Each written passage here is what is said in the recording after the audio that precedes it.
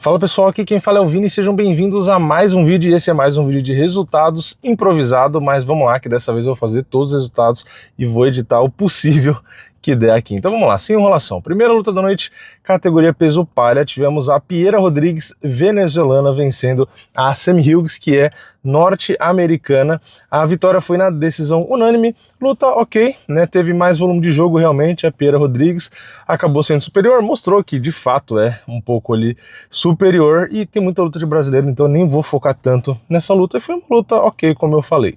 Na segunda, no peso galo, a gente teve o Luan Lacerda, brasileiro, né?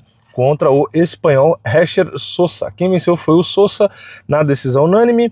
O brasileiro tentou realmente bastante queda, até conseguiu derrubar algumas vezes, tentou levar a luta um pouco mais ali pro lado do grappling, lutou bem, né? Só que realmente o espanhol conectou mais golpes totais, mais golpes significativos, realmente round a round, e infelizmente acabou vencendo a luta ali, né? O Luan foi bem, mas realmente não foi o suficiente aí. Aí agora, na próxima, temos peso galo feminino, Bia Mesquita, brasileira, né, contra a Montserrat Rendon, e a brasileira confirmou o seu grande favoritismo, e aqui nem teve muito risco, né, eu tava com medo da cotação muito alta, porque a Bia é recém-chegada, né, no UFC, mas mesmo quando teve trocação, deu muito bom, né, pra Bia, ela encaixou o golpe pesado, a Montserrat já sentiu, acabou meio que ficando desnorteada ali, desequilibrada, e aí a luta ainda acabou indo mais pra luta agarrada, e aí mais fácil ainda. Então a Bia atropelou a Montserrat,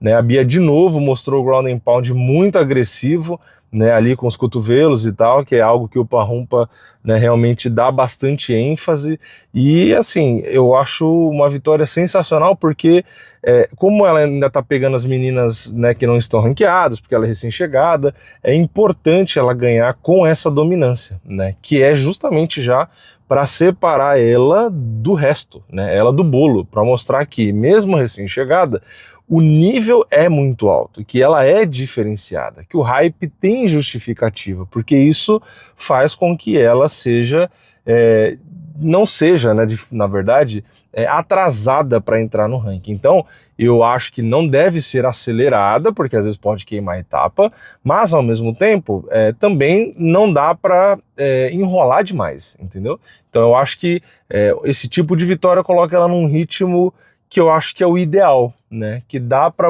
escalando, não acelerando, né? Não pulando muitos degraus de uma vez, mas também não fazendo com que, putz, ficou na dúvida, vamos dar outro nomezinho mais ou menos, sabe? Tipo, coisa do tipo. Então, eu acho que foi perfeito e vamos torcer, né, para o UFC continuar dando lutas que façam sentido, né? Não acelerar muito, mas também não retardar demais aí, porque a gente não sabe, né, quanto tempo ela tem aí, né? Enfim, vamos ver.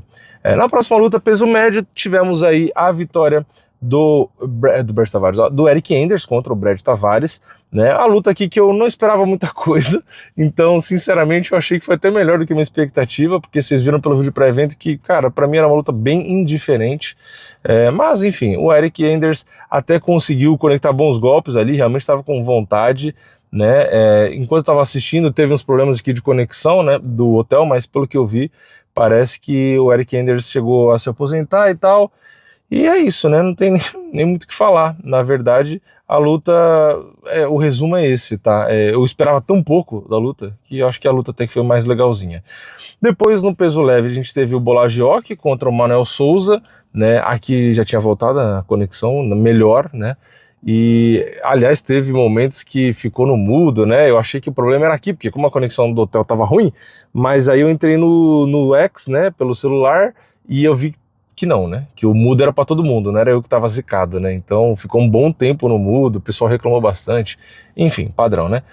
Então, voltando à luta, Manuel Souza, brasileiro, venceu o Bolagioc, luta bem legal, luta duríssima, Bolagioc, um cara muito bom, né, conseguiu ali trocar, conseguiu fazer também grappling, enfim, realmente deu trabalho, só que o brasileiro não desistiu, né, mesmo tendo momentos complicados ali, ele estava o tempo inteiro caçando, e o Bolagioc, ele estava lutando de forma cautelosa, lutando bem, ele não estava aceitando trocar muito franco, porque realmente era mais o jogo do Manuel, né? E só que em alguns momentos, eu não sei se ele caía na provocação do Manuel ou se o sangue esquentava, que ele dava ele ia para umas trocas que não eram muito vantajosas para ele, né? Ele se arriscava um pouco ali, ele entrava um pouco no jogo, ele caía um pouco na armadilha do Manuel ali de tentar trocar um pouco, de parar e trocar mais um pouco, né? De cair no concurso de macheza, que era algo que era mais favorável para o Manuel, né? Porque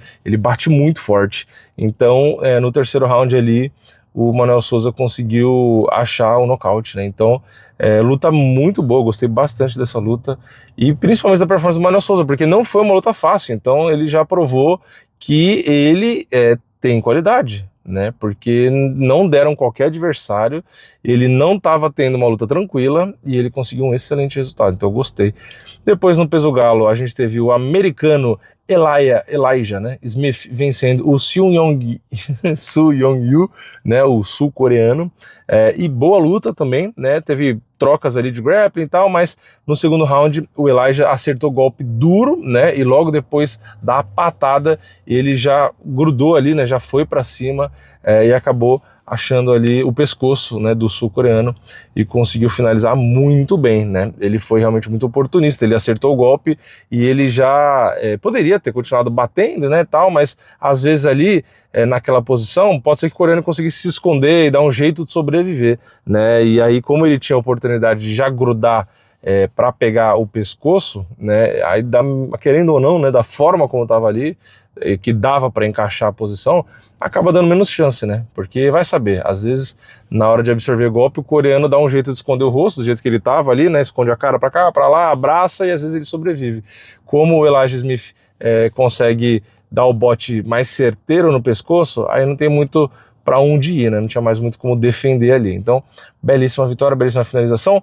Depois a gente teve no peso pesado o Petrino confirmando favoritismo contra o Steven Asplund. Essa luta aqui no vídeo pré-evento eu fiz questão, né, de falar quão complicado era o Asplund, pelo menos pela luta que ele tinha feito no UFC, né, que é um cara guerreiro, que trocar com ele é complicado, é uma trocação mais franca, que bate forte e tal, e ele realmente trouxe algumas complicações, realmente mostrou uma defesa de queda legal, uma boa força ali para trocar, para defender a queda, para fazer isometria, realmente mão extremamente pesada, só que tem algumas coisas ali que realmente o Vitor Petrino era superior, né, o gás dele é um pouco melhor, né, os dois cansaram bastante, mas o gás do Petrino estava um pouco melhor, velocidade do Petrino estava melhor também, né, então cada um tinha vantagem em um ponto do jogo, né, a gente tinha, no caso do Asplund, realmente mais poder de nocaute, né, foi nítido a diferença de punch, né, só que ele era lento, então era difícil de conectar. Mas se ele conectava, realmente o estrago era maior, né, o Petrino não, ele não tinha a mesma potência, porém ele tinha uma velocidade, um volume, um gás que fazia com que ele conseguisse conectar mais, né? Então, e também assim, é aquilo, né? Mencionar o poder porque o Petrino balançou e o Asplund não, é meio complicado porque o Asplund tem um queixo de titânio, né? Porque ele tomou umas mãozadas ali que ele aguentou, né? Então, será que é diferença de punch ou é diferença de queixo? Porque o Asplund aguentou e o Petrino que não aguentou, entendeu? Não sei, né? Não dá para saber. Mas realmente deu essa sensação, né? Que era mais punch do Asplund do que punch do Petrino. Mas às vezes é que o Asplund tem mais queixo, entendeu? Então é muito difícil de saber. Mas de qualquer forma o brasileiro confirmou o favoritismo, mas é o que eu tinha falado, né? A cotação do Asplund eu achava meio exagerada e, na minha opinião, posso estar errado aí, vai da opinião de cada um, mas eu realmente acho que o Asplund entregou uma luta bem mais dura do que aquela cotação, né? Porque não foi fácil, não, a vitória aí do Petrino. Depois a gente vai para o meio médio, tivemos o Chris Curtis contra o Mikbek Orobai, e o Orobai venceu na adesão unânime, fazendo a luta no jogo dele, né? Aquela luta que muita gente não gosta, mas assim, muita gente não gosta, depende de quem faz, né? Porque é hipocrisia. Para alguns essa luta pode ser digna de BMF e para outros não. Então vai de quem é. Como é o Orobai que lutou, provavelmente vai estar todo mundo criticando, né? Então é isso. Ele amarrou bastante ali, né? Tentou fazer o jogo dele, só que o Chris Curtis, ele defende bem queda, mesmo no grappling ali, ele consegue fazer o básico, né? Então foi 15 minutos aí realmente de muito controle e, na minha opinião, muito controle que não teve tanta ação. Então, né, não curti tanto a luta aí. Eu entendo que faz parte, eu entendo que é MMA, eu inclusive defendo muito, né, a questão do grappling, né, não sou um cara que só gosta de ver striking, pelo contrário, né, muitos dos lutadores que eu mais gosto são caras que usam muita luta agarrada, né, todo mundo sabe que eu gosto do Khabib, que eu gosto do Cormier, por exemplo, eu gosto do Makhachev, gosto do Charles, gosto, porra, de vários caras que usam a luta agarrada, né, mas eu gosto principalmente quando os caras trabalham mais, né? Enfim, deu para entender aí, então não achei a luta tão legal. Depois, no peso mosca, aí indo pro card principal, né? Tivemos o brasileiro Bruno Silva, o Bulldoguinho, sendo derrotado na decisão dividida para o Charles Johnson. Já vou falar logo de cara da decisão. Para mim, o Charles Johnson realmente venceu, tá? Agora, se eu não me engano, foi nessa luta, né, que deram 3-0. Aí eu já não sei muito, tá? Mas eu vi vitória realmente do Charles Johnson. Luta boa também, né? Os dois propondo luta, trocando. Realmente tivemos de tudo na luta, né? São dois caras que realmente conseguem trabalhar todas as áreas ali, né? Então os dois realmente buscaram luta o tempo inteiro, guerreiros. Enfim, gostei bastante da luta. Se a gente for ver quantidade de golpes totais, quantidade de golpes significativos, a gente teve até que um equilíbrio, né, uma leve vantagem ali para o Charles Johnson, mas teve até que um certo equilíbrio. A gente teve ali realmente na parte das quedas, né, os dois tentando, mas ninguém conseguindo, né, porque a gente teve o Bruno com 8 quedas, a gente teve o Charles Johnson com 6, só que realmente os dois tinham defesa ali, então teve sim grappling, tentativas de queda e tudo, né, de controle, de força, mas eles conseguiam defender bastante, tá? Então é isso, foi legal a luta movimentada, mas infelizmente não deu para o Brasil. Aí depois a gente vai para o meio pesado, a gente teve Cutelaba contra o Marci, e aqui o Azarão, bastante até, né? Cutelaba venceu, e aqui é mais ou menos o que eu falei no vídeo pré-evento, né? O Cutelaba repaginado, né? Com mais grappling, com mais calma, mais estratégico, é um cara bem interessante, mas eu ainda assim não acreditava tanto na vitória dele, tá? Eu achava que o Marci, por ser um cara bom na luta agarrada, e a nova versão do Cutelaba ser um pouco mais luta agarrada, né, que o Marci teria mais chances de vencer, né, mas realmente o Cutelaba surpreendeu, né, ele que no fim conseguiu a finalização, né, então é isso, né, por isso que o MMA é tão legal de assistir, né, às vezes a gente tem bastante convicção, certeza de uma coisa, e assim, não é às vezes uma percepção única sua, né, que nem nesse caso, tipo, as bolsas apontavam, né, tipo assim, era, né, um consenso, não vou falar geral, porque, né, não era 100% a zero o favoritismo, mas não era tão esperado que o Cutelaba conseguisse fazer o que ele fez, né, então gostei da performance dele, e o Cutelaba tá cada vez mais interessante, tá, é engraçado, né, como o cara consegue mudar bastante, porque ele era um cara já meio batido, né? A gente já sabia o estilo, já sabia que às vezes ele ia ganhar na loucura, às vezes ele ia perder na loucura, e esse é o cara, né? E na verdade ele realmente não só mudou o estilo, tá mais calmo, como ele vem tendo resultados que surpreendem, né? Como esse caso, que ele pagava 3,50, 3,80 e conseguiu vencer. Então, bem legal o resultado. E o Marci, claro, eu achava favorito, assim como as bolsas, mas é aquilo, né? Não é um cara com tantas performances no UFC, não é aquele cara daquele nível que é confiável, né? Então acontece esse tipo de zebra normal, né? Depois a gente vai ali para o peso pena, tivemos o Marwan Harik contra o Harry Hardwick, e aqui, enquanto eu gravo o vídeo, acabou de terminar o evento, né? Então não tem os bônus, se quando eu editar tiver eu coloco, mas eu achei essa luta sensacional, tá? Ela acabou sendo interrompida no intervalo do segundo e terceiro round, porque aparentemente, pelo que o próprio Hardwick falou, ele teria quebrado ali o maxilar, a mandíbula, enfim, então ele não pôde continuar na luta, mas mesmo assim, para mim, merece ali um bônus de luta da noite, porque os caras colocaram muito volume de jogo, muita trocação, muita raça, muita vontade, um volume de golpes assim absurdo, os caras não pararam de se atacar, e assim, não é se atacar jogando golpe só no vazio, golpe desalinhado, golpe de qualquer jeito, briga de bar. Não, os caras realmente estavam, de certa forma, alinhados, com agilidade, com precisão, buscando a distância, buscando realmente se acertar, não era jogar golpe para jogar golpe, só para fazer o adversário fugir, só para fintar. Não, os dois estavam com o objetivo de causar dano no adversário. tá? Então não era só jogar golpe por jogar, realmente tinha objetivo, os dois tinham eficiência, os dois se acertaram bastante. Então eu gostei muito da luta, os dois com bom domínio de distância, bom volume, bom punch, bom queixo.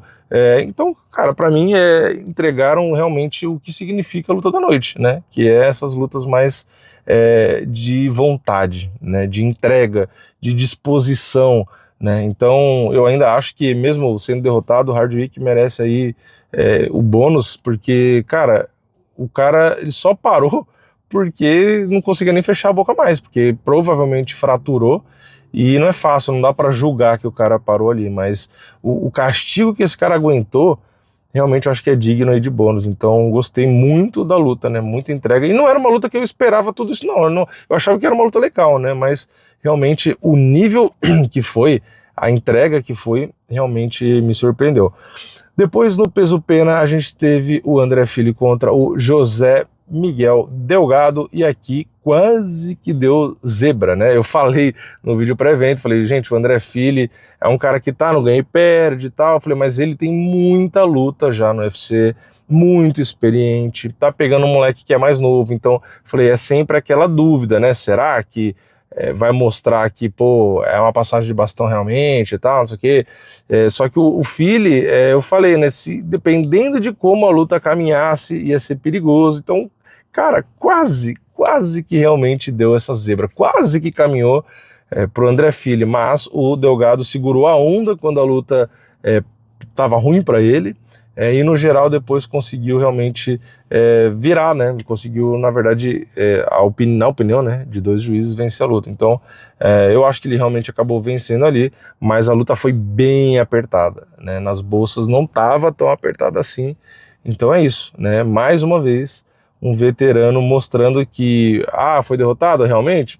Foi, mas que tem qualidade para entregar, né? Aí a gente vai para o peso palha, tivemos a brasileira Amanda Lemos sendo derrotada pela favorita, né? Que era a favorita, Gillian Robertson, na decisão unânime. Aqui, sinceramente, foi mais ou menos o que eu falei no vídeo pré-evento, né? Eu achava a Gillian Robertson favorita, e foi o que eu falei, ela tem o jogo que foi o jogo onde as outras adversárias que venceram a Amanda usaram, né? Então, é o quê? A queda, aquele controle e tal, então foi muito esperado o resultado, tá? Só que isso não quer dizer que a Amanda não lutou bem, tá? Eu acho que ela lutou bem. Ela levou risco na luta em pé, levou risco na luta agarrada várias vezes. Então, mesmo a luta sendo no jogo da Gillian Robertson, a Amanda entregou dificuldade, tá? Então, foi o resultado que eu esperava, que as boas esperavam? Sim. Mas, de novo, a Amanda poderia ter vencido mesmo no forte da Gillian Robertson, porque ela atacou boas finalizações, conseguiu se defender, só que realmente deu para ver ali no terceiro round que ela estava muito cansada, né? Ela literalmente deitava, teve uma hora que ela abriu a boca e tal, então a respiração dela, você via que ela estava morta, ela estava exausta ali. Então, lutou bem, tá? Gostei, mas obviamente assim, a gente elogia porque realmente entregou performance, mas não é aquele elogio do tipo assim, né, 100%, porque perdeu, né? Então, né, fica meio incoerente você falar, nossa, porra, parabéns, você foi perfeita. Não, perfeita não foi porque perdeu, mas perante a minha expectativa, foi até acima a performance, tá?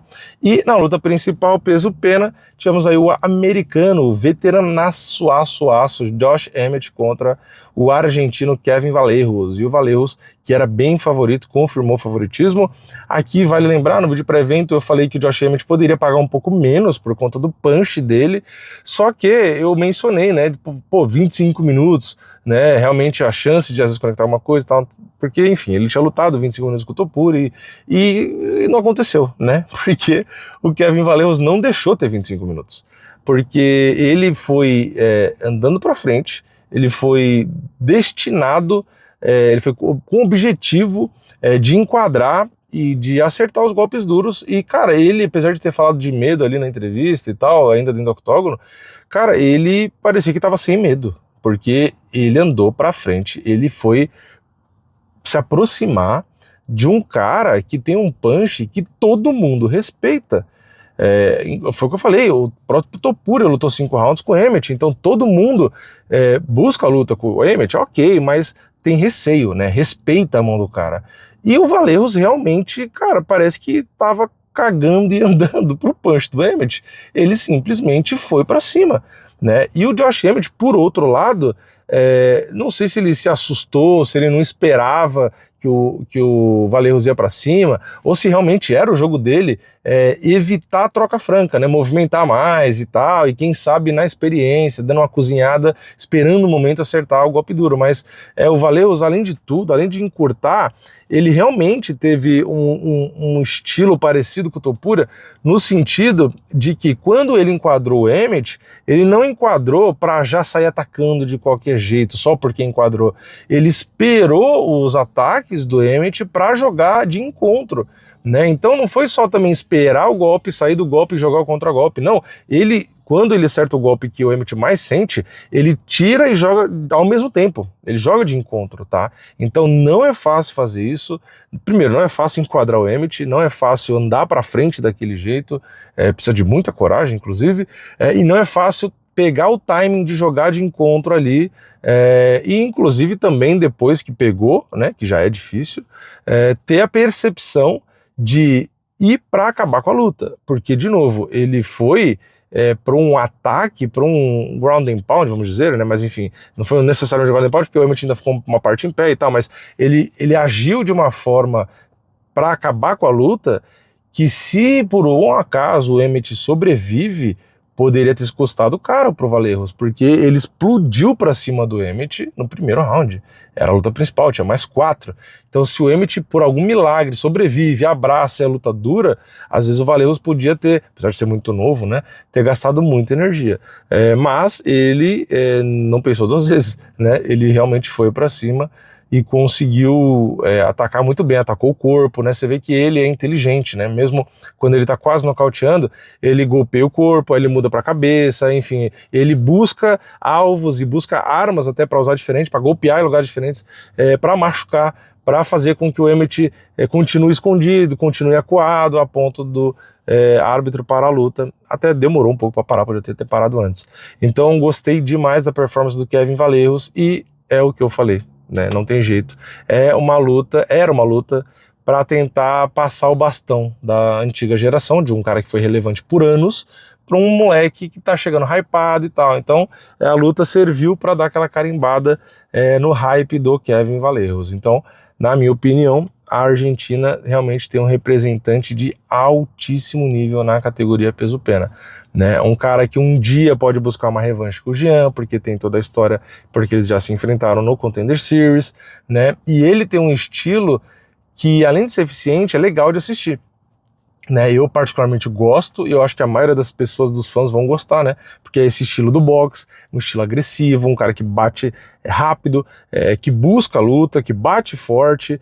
Então realmente é um cara que já tá fazendo sucesso, mas eu acho que tem tudo para fazer ainda mais sucesso, tá? Ele pegou uma luta duríssima contra um cara na frente no ranking dele, muito mais experiente, completamente perigoso, e entregou uma luta, um resultado espetacular. Então eu acho que o UFC vai continuar valorizando ele, dando lutas boas, às vezes mais main event em card que nem esse, que não é numerado e tal, ou às vezes até luta de card principal de UFC numerado. Então realmente é um cara pra ficar de olho, né? A gente já vinha falando antes, e com essa luta ele só provou que tem que continuar de olho nele, porque o moleque é muito bom. Enfim, esse é o vídeo de resultados geral, tá? Para esse card. Comenta aqui embaixo. Na verdade tem a nota ainda, né? Mas eu vou falar da nota já, mas só para antecipar, comenta aqui embaixo o que você achou do card e a sua nota, né? E eu vou dar uma nota, cara, para um Fight Night, sinceramente, porra, eu acho que vale um... Eu ia falar um 8, mas acho que 8 é meio exagerado, né? Vale o quê? Um 7? Acho que vale um 7, né? Acho que um 7 no geral tá bom. Eu ia ficar entre 7 e 8, aquele 7,5, mas no último card já foi um 7,5, né? Eu acho que vale um 7, vai. Porque teve lutas mais mornas. É que assim, quando pega a luta boa do card, realmente foi muito boa, né? Teve lutas legais, né? O Petrino foi muito boa, a do Rahik, né? Com o Hardwick foi muito boa. Tivemos finalização, enfim, né? É que teve uma luta ou outra chata. Eu vou dar o 7,5, vai. Eu não vou ficar... O 7 eu acho que é pouco, mas o 8 eu acho que é muito. Então eu vou fazer o 7,5 de novo. Eu acho que é isso, 7,5 tá legal pro card. E comenta aqui embaixo se você gostou do card, não gostou, sobre alguma luta específica. É isso. Eu vi agora que tem como responder comentário com áudio, né? Então, se for o caso, eu vou começar também a responder alguns comentários aí por áudio e tal. Então, se você gostou do vídeo, deixa aquele like, se inscreve no canal, ativa o sininho. E agora eu vou tentar postar esse vídeo, porque a internet aqui não é muito boa e o vídeo já ficou grande demais. Então, deixa o like aí para ajudar nós. Eu vejo vocês na próxima. É nóis, valeu, falou!